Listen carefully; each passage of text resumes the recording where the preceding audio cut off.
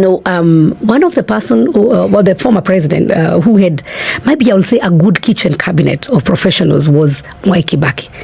Remember when Mwai Kibaki came to power, he had an accident. He was not very well. He could also not even articulate his issues very well.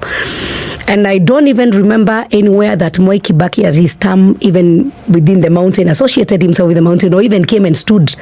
And there was a narrative that was said that once he went home to his home in Othaya and women came dancing, he told them, wachani kuregarega, and then mukafanya kazi. He never even entertained women to come and sing for him and everything else. He drove from Nairobi straight to his home in Othaya without stopping anywhere.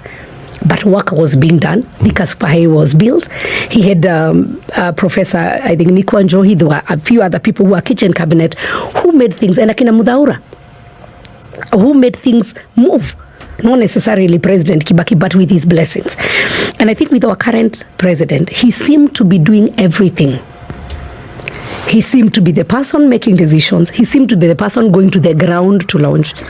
He seemed to be the person convincing people. He needs a team. And he's the kitchen. He's in the kitchen, he's cooking, he's serving, he's also washing, he's also advising himself. He needs people who can, work for him.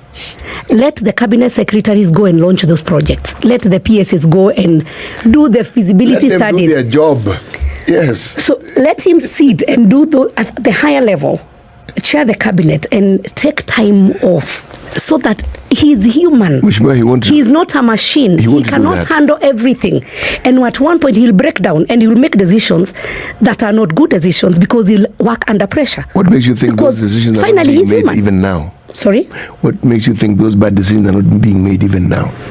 Well, I'm not I don't know. I am not saying they are not being made, but the whole issue is, and my advice to the president is get a team that also have the touch on the ground.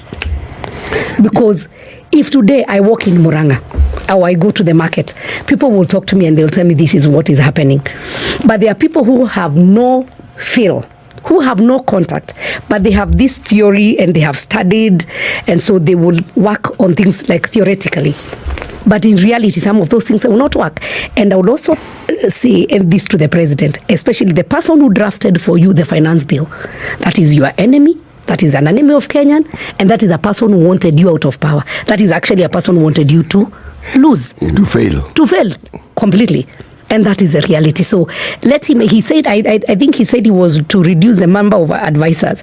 But as he reduces, let him also look at who are his advisors. Again, as he reduces, he increases. That was then. Yes. That's what I'm saying. But I think he needs to look at the advisors. And we have good brains. And it doesn't matter whether one is Kikuyu, one is Luo, whatever it is. We have good brains. He needs now to work with brains, with people who knows the ground, who can be able to advise him, and people who don't fear him.